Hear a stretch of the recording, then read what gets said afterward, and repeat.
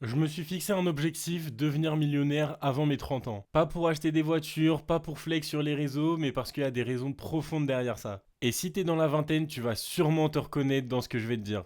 C'est un peu cliché, j'avoue, mais il y a un moment où j'ai réalisé quelque chose, c'est que personne allait venir prendre le contrôle de ma vie pour m'aider. J'allais pas pouvoir compter sur mes parents toute ma vie et encore moins sur l'école et le système dans lequel on vit. Et que si je voulais pas passer les 60 prochaines années de ma vie à me dire que j'avais le contrôle sur absolument rien, fallait que je crée un système où je gère tout. Et quand, comme moi, tu commences à rentrer dans le monde du travail, t'as deux options qui s'offrent à toi, soit construire le rêve de quelqu'un d'autre, soit le tien. Encore une fois, c'est très cliché, je te l'accorde, mais c'est juste les faits, et moi j'ai choisi la deuxième option. Et le pire, c'est que rien du tout me prédestinait à l'entrepreneuriat. J'étais juste un mec banal qui avait fait un bac plus 5 et qui allait se retrouver dans une boîte, et c'est d'ailleurs ce qui s'est passé au début. J'étais en CDI, j'étais payé 2K par mois, mais déjà à ce moment-là, je sentais que, vas-y, c'était timide. Et au moment où je me suis fait virer, au lieu de voir ça comme un problème, j'ai vu ça comme la meilleure opportunité qui s'offrait à moi. Et dans tous les cas, j'ai toujours su que c'était possible de vivre de la création de contenu en documentant son parcours, etc. Mais j'avoue, quand j'ai eu mes premiers résultats sur ça, ça m'a fait un déclic quand même. Parce qu'entrevoir les résultats de gens sur internet et les avoir dans ta situation, il y a un monde. Mais surtout, quand je me suis posé et que j'ai analysé la concurrence et le niveau de certaines personnes, je me suis dit que franchement, c'était honteux si j'y arrivais pas aussi.